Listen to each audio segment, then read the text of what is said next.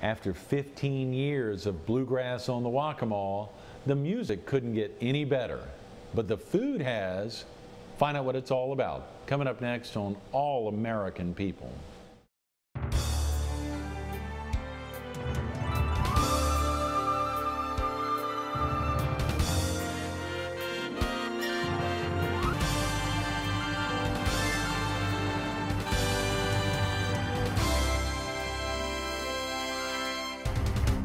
Good morning. Welcome to All American People. This morning we're at the Conway Chamber of Commerce at the foot of the historic bridge on Main Street in Conway. We're focused on two tremendous events on Saturday, May 14th. Bluegrass on the Waccamaw and barbecue on the Waccamaw, and we're visiting with two of its dedicated volunteers, Hubbard and Kevin Cox. Good morning, guys. Good morning. Good morning. Thanks so much for coming in. The excitement's brewing. We're just 10 days away. It's almost here. Incredible. And of course, to think one's a second annual event after the inaugural one last year, and now y'all in the 15th annual event. 15 years. Tremendous. Shane, share with the viewers a little about the history of bluegrass on the Waccamaw. Bluegrass on the Waccamaw started with Donald Smith and Jennings Chestnut, who had a vision to bring world-class bluegrass music to downtown Conway. And the venue for the event turned out to be the historic Peanut Warehouse, right, which was the inaugural event at the Peanut Warehouse. It had never been used for anything before. Is that right? And now I think that the owners of the Peanut Warehouse rent it out on a regular basis.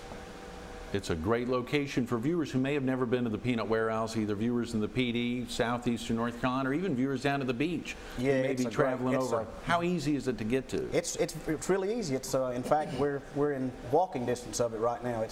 It's under the bridge in the historic Main Street Bridge in Conway. Okay, and great. It's a great river view, river walks down there. It's just a wonderful place to have any event. One of the other benefits there, obviously, rain or shine. I mean, y'all can hold this event and make it particularly popular, whether it's a funky weather day or not. People are going to be there on May 14th. People will come. It's rained us out one time in 15 years, so we're keeping our fingers crossed. That must have been a heavy rain. That must have been a heavy rain. You know, when you think about bluegrass festivals, is this different than other bluegrass festivals? This is unique in that there is no ticket price attached to it. To go to another festival to see this same entertainment, you'd probably pay a minimum of $20, $25 per person. So we try to keep it so a family of four, say, can go down and spend a day, listen to good music, and have just be very affordable for the average family. How can you all do that? How can you put on a festival for the last 14, now 15 years without charging anything? Well, we have some help from sponsors. We have some help from the city of Conway. HTC helps us. We have some individuals who give us. You'd be surprised. We have to pay these bands, but individuals give us $20, $30 each. We sell raffle tickets. We do different fundraising aspects throughout the year, and usually end up breaking even.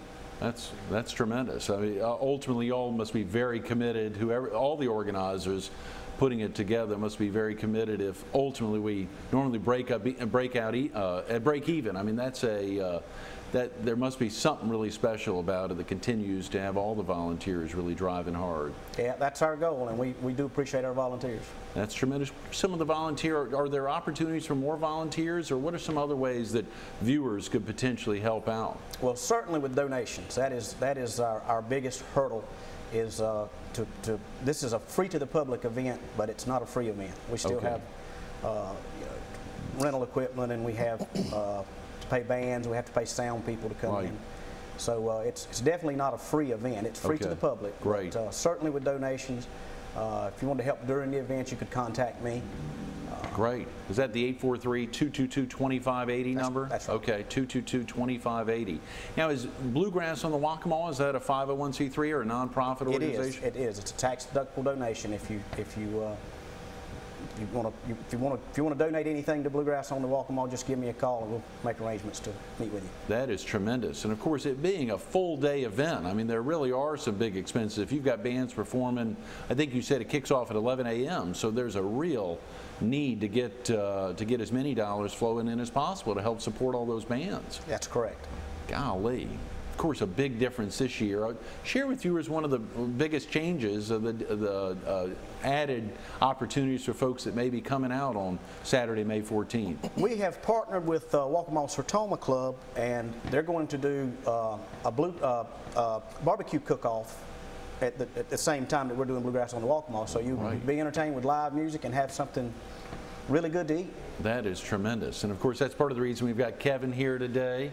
Right. Both of you all, I believe, are with Waccamaw Sertoma. Both of us part of Waccamaw Sertoma. But that is, you are the lead volunteer here, along with a ton of other volunteers within the club, helping to put on barbecue on the Waccamaw. Share with viewers a little about the Waccamaw Sertoma. Well, Waccamaw Sertoma has been part of the Conway community for many years now.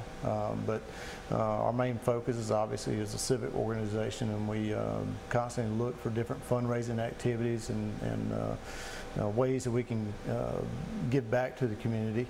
Right. Some of our main focuses has obviously been children with hearing impairments. Hearing impairments. Hearing impairment is one of our main focus, but certainly not limited just on that. I mean, we try to help out our community wherever we need to be.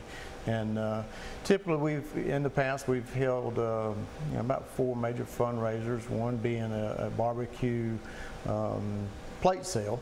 Right. And the last year, or last couple of years, we had been a downturn. A couple of things that happened that kind of turned folks away from the barbecue side of buying plates and stuff like that. But what we've done last year was our first year in terms of offering a barbecue competition.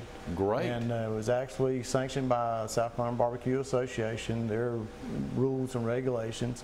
It was held during the Winterfest last year. It was around December. Okay. Right at the end of December, and right during the time they had the Christmas parade. Right. Unfortunately, we had some bad weather during that time. A little rain. It was hard eating barbecue in the rain, but we still had a real good response. Still real positive and upbeat about that event. So this year we've had the opportunity to join forces with Shane and his in the Bluegrass Festival, and I think it's a real good combination between music and barbecue. I mean, in the South, barbecue is a staple, so it's a good marriage. And timing of this year is going to be a little bit better. And again, what you guys said about the venue, it's no better venue in terms of on the Waccamaw, the right down on the river. Exactly. I mean, it's awesome. There'll be good parking available. Plenty of parking available. Tons of parking. Yeah, tons. Going to be plenty of good food. You really want families out, or is this an adult event? We want families. You want families out. Yeah, right. I mean, this is an event folks can come out in terms of far as what they can expect. Right. Is basically they can come out, they can get tasting the barbecue. Last year we had like 17 cooking teams and all over from South Carolina, North Carolina. All kind of different varieties of barbecue, but all of it was unbelievably good. Adults, you get a wristband, $10. Golly, $10. Another reasonable thing. Free, of course, is very, very reasonable, but $10 for $10 for an adult. What all do you get with that $10?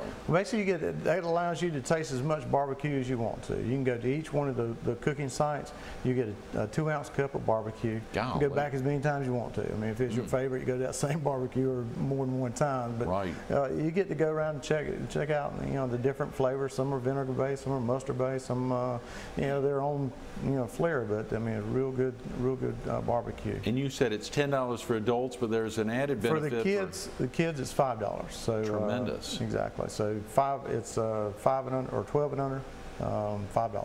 That is tremendous, Kevin. And of course, if viewers wanted to sign up or have an opportunity to get tickets, to contact you in advance, is that same phone number a good one to call? Use the same phone number. Okay. Again, we're both in Sertoma, and you know, their website and our website will both have links. And his number, you can use his number. And Shane, give us that website address. It's www.bluegrassonthewaccamaw.com. Okay, bluegrassonthewaccamaw.com. I think you said there's a link there to barbecue on the Waccamaw. So anyone who wants to get information, more information, detailed information, as well as to see who some of the folks that are signed up to cook. That'll be exciting. Yeah, we've had some guys last year that were locals. Larry Dickerson, he actually got the People's Choice Awards last year. We had a gentleman from Loris that never had been in a barbecue competition before, and he finished 5th. So we really want some local folks, and you know, still time for folks to sign up. We're going to have to open the registration until the 10th. Okay, May 10th. So they got 5 days to sign up. Still they need to either call the 222-2580 number or go online to get more information. Yeah, and one of the things I want to point out too is, I mean, it's the South Carolina Barbecue Association sanctioned cook-off. It's their rules and regulations, but you know, for the local folks that might want to get in on the competition, great opportunity to do it. It's just you know, just have to abide by the rules. We got the information on the site. Tells you all about it, but you don't have to be a member of the South Carolina Barbecue Association to actually cook in this event. And you don't have to be a trained chef or a specialist of any sort. If you're getting good reviews from friends, family, and folks here locally, and you think you got a good barbecue recipe, come on out. That is tremendous, Kevin. The actual cost is $200 for the actual cooker. We supply all the meat. Okay. So they don't have the cost of the meat. Basically, just the entry fee is all they basically have to. That is very reasonable, and of course the opportunity to continue to support, and that all goes to those. Would those entry fees go to Waccamaw, Sertoma? Basically, it goes into the overall expense of it, and helps us with the expense of it. Basically, the wristbands and the cost of it, or all the money we raise on it, goes back into the community. 100% of it goes to it. We're trying to help the Bluegrass with their efforts too. Yeah, and vice versa. That's a tremendous piggyback for y'all. Good opportunity. And we just hope that this year we'll be more successful than what we were last year, and continue to make this an annual event. For some of the folks, and folks can come in from anywhere. Could they come in from other states, or do they have to be South Carolina residents? So our viewers in southeastern North Carolina, Robinson and Scotland County, it's an easy day trip. Obviously, and it kicks off at the same time. Last year we had folks from North Carolina and South Carolina, basically were the main two areas that we had our cookers from. That is tremendous. That is tremendous. What are some of the opportunities, things that contestants could win? You mentioned the guy from Loris who came in 5th, or the People's Choice Award winner. Obviously, a lot of celebration of just being able to claim I was a winner.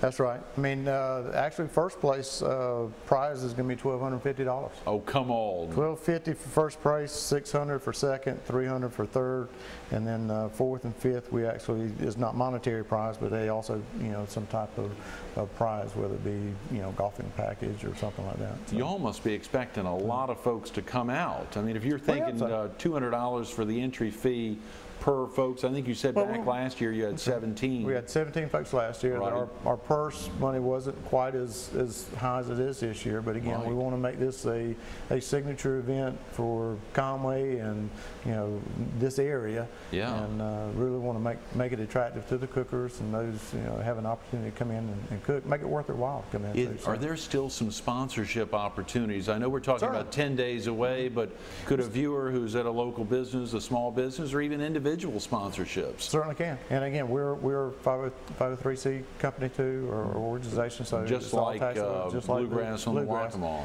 And we still have opportunities for cooker sponsorship, which is basically, in a nutshell, the company has an opportunity to sponsor a cooker, to get their name out on a sign, and they can pass out literature or whatever they want to at that day of the event, shake hands with folks and serve barbecue if they want to. And they also get 6 wristbands, that they can hand out to their employees or Right. family or business associates or whoever. Can they sponsor a particular cooker, or do they sponsor the cooker that you just give them? I mean, could someone who has a barbecue cooker in their place of work say, hey, we want to sponsor our guy? In those situations, yeah, we'll certainly say yeah. I mean, Great. But right now, it's the way we did last year. It's It's just kind of round first robin. come, first Yeah, serve. sure. But if somebody did have somebody particular they wanted, we tried to make accommodations. And you said there are 6 of those wristbands that go with a Yeah, so even that's about $100 sponsorship. You'd be spending $60 for 6 adults. That's right. So to get that signage there, and of course at the event you had last year, you must have had a number of folks there. You're expecting a heck of a lot more in teaming up with Bluegrass on the Waccamaw. So what a tremendous sponsorship for only $100 there to be. I think it's a real good opportunity, and again, it's something to build on year after year, and you know, getting your name in there early and being part of it, you become associated with the event too. So it's a good, fun event to start and continue on years to come. Absolutely. Well, I want to segue back to Bluegrass on the Waccamaw, as this is the 15th annual event. We know they've been around for a long time. We pray that Barbecue on the Waccamaw and the Waccamaw Sertoma Club will be celebrating 15, 20, 25 years for Barbecue on the Waccamaw years to come. But the part of the celebration, of course, is that this is y'all's 15th anniversary event. There must be a lot of thrill therein for a lot of the volunteers. You mentioned Donald Smith, Jennings Chestnut, who unfortunately won't be with us this year. Yeah, Jennings left a big void in this event. This is, one reason that we're looking to do it a little differently and partner up with Barbecue on the Waccamaw is that Jennings was our promoter and our fundraiser, and he has left a huge void. And we've all said before, nobody can do it like Jennings, so we don't even try. Yes, yes, golly. Who will be? I mean, will you have somebody who will kind of guide the bands from band to band? Shane, will that be you or one of the other volunteers? We'll have an MC. There is an MC. Yeah, Jack Murphy's going to be our MC. Banana Jack Murphy of River Talk, and Jack's a big Bluegrass fan, by the way. LSC. Yes, I've heard that, and his bride is, and Ocean Lakes, other big supporters of. Yes, and they help out with a lot of logistics of it as well. I bet they do. Well, that should be a tremendous day. Breakdown for viewers who've never attended Bluegrass on the Waccamaw. What are they going to find if they come over for the first time? Just how does the day go along? And I think you said from 11 o'clock to more or less 3 or 4 for Barbecue on the Waccamaw, but you all will go from 11 to well into the night. Yeah, they can come. What happens is each band will do an early set and a late set. Okay. And so if you come to see our headline band Grasstown, right, and you miss them during the day, right, come back that night, they'll play again.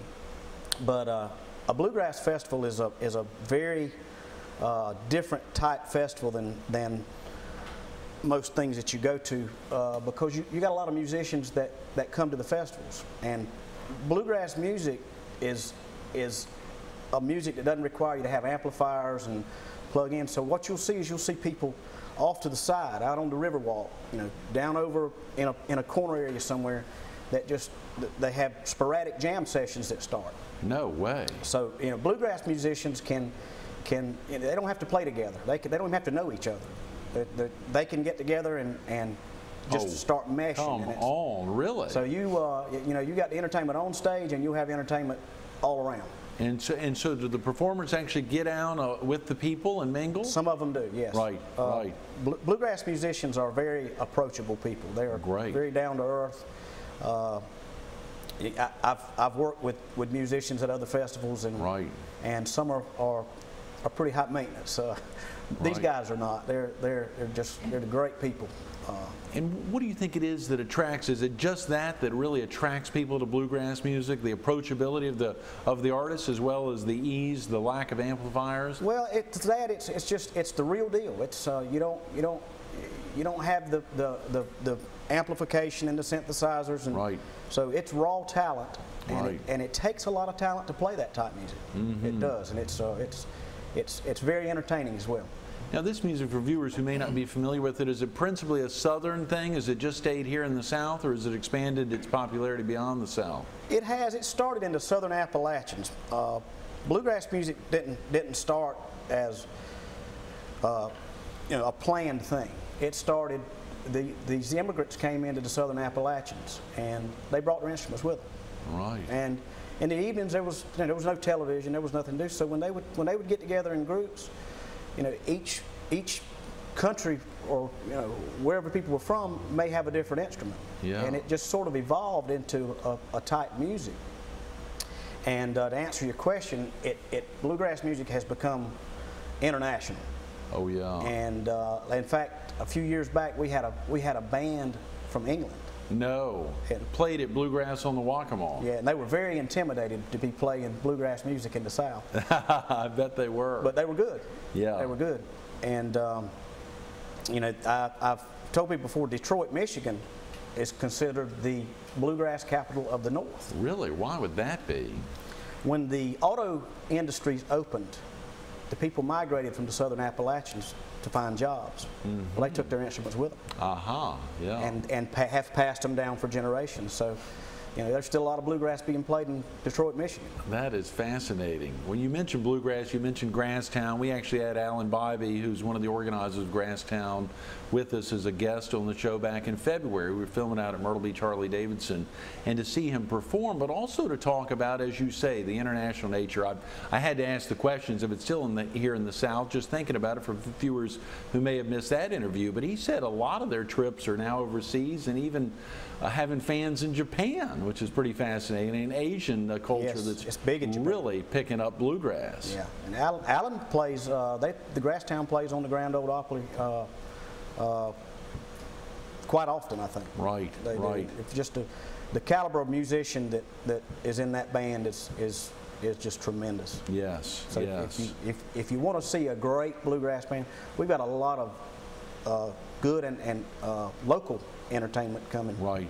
But if you want to see a world-class band, you need to come see Grasstown. Well, now, and that's a very important question. I'm sure a lot of viewers say, I may not be able to be out there all day. Is there a time that they really need to get? I mean, you want folks there surely to support barbecue on the Waccamaw, to be there during much of Bluegrass on the Waccamaw, but if they've got events going on in the morning or early afternoon, is there a particular time, or do you maybe not have that set yet, that they really need to get out to see a couple of the bands perform, even have a chance to see Grasstown's second performance? Yeah, if you miss the as I said before, the day performance, just come on out that evening. Okay. And you'll get to see some great bands. It's still going to be a show. It's still going to be a show. And it's still going to be free. It'll still be free. That's tremendous. That is amazing, y'all, to think about the commitment for any event to be going on this long and to be open to the public, and to know that you've got considerable expenses, sponsorships, and the opportunity for folks to donate, either as individuals or businesses to donate, to know that that's tax deductible is really important. Yes. And to be able to also know that they can get out there and support Waccamaw, Sertoma, and hopefully those dollars will flow to children, not only with hearing deficiency, hearing problems, impairments, but also other things that Waccamaw, Sertoma continues to support here in the area. Exactly. We do a lot in the community with Sertoma. Are there places, just real quick, thinking about bluegrass, are there places that people can hear bluegrass year-round around here, Kevin? Yeah, you can go out to, in fact, the Bojangles on 544 on Thursday nights they have different musicians come in and perform, and it's just what I was talking about. It's not necessarily a band. It's just people bringing their instruments. Right. And they'll get up and perform, and it's also free. And the Bojangles in Surfside does the same thing on Tuesday nights. Right. So there's also an organization which is a good great organization. It's Rivertown Bluegrass Society. Mm-hmm. They hold a concert the second Saturday of each month out at Old Georgetown Technical College. Mm-hmm. They have some great acts come in. Right. So you can go out there.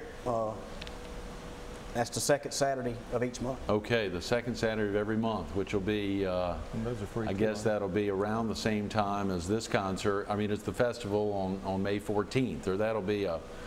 They'll probably postpone it so they can all be out with y'all. They'll usually have a booth set up out with us. Absolutely. They'll be out there on Saturday, May 14th. Well, to think we're just 10 days away, the excitement for both of y'all is brewing. And, of course, both of your service with Waccamaw, Sertoma must be a a special one, and one that really rings a lot. The opportunity to meld the two together and to serve so many folks that are traveling long distances for Bluegrass on the Waccamaw and now barbecue on the Waccamaw must be real special. We are looking forward to it.